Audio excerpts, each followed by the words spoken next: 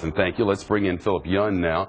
He was an advisor to North Korea and during the Clinton administration and has been to that country several times. Met with Kim Jong-il before he died and little Kim took over. Sir, it's nice to see you again. Thank you. Hi, Shep. How are you? I'm fine. I've read this script many times. I've reported on this in other cycles years ago and decades ago. And here we are again. Absolutely. North Korea is doing the same thing that they try to do. They're ratcheting up the pressure. This is part of an attempt to extract benefits from the international community. I think it's also something that they want to do is Kim to consolidate his power internally, and by creating a war footing, he's basically creating greater controls on the internal population by saying that a state of war exists. And so this is not good news, and it's something we need to be concerned about. There's a cycle here. It repeats itself. Do you have a sense, do you have any ideas about how we might break the cycle? Well, I think right now we have to realize, stepping back here, that this, in a sense, is a third test that the North Koreans are conducting. They did a nuclear test, a missile test in December, a nuclear test in February.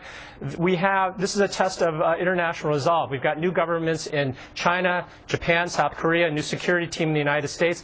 They are seeing, the North Koreans are trying to see how far they can push us and trying to test what our response is going to be to this ratcheted up pressure. So our response in the short term, has to be fairly robust and fairly firm. Before we knew Kim Jong-il to some degree, we knew some things about him and his hermit kingdom. We knew the way he acts and the way he reacts. Do we know enough about Kim the Younger to have some degree of surety that he's not going to do something stupid, like push a button and get everybody going?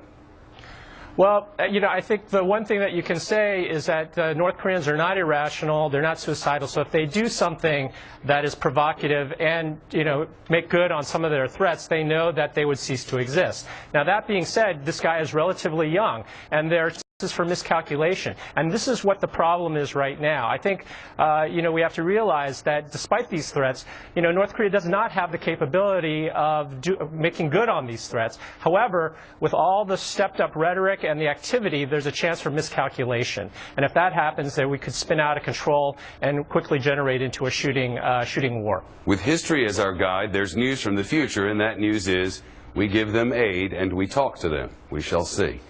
It's nice to see you again. As always, Philip Yun. Okay.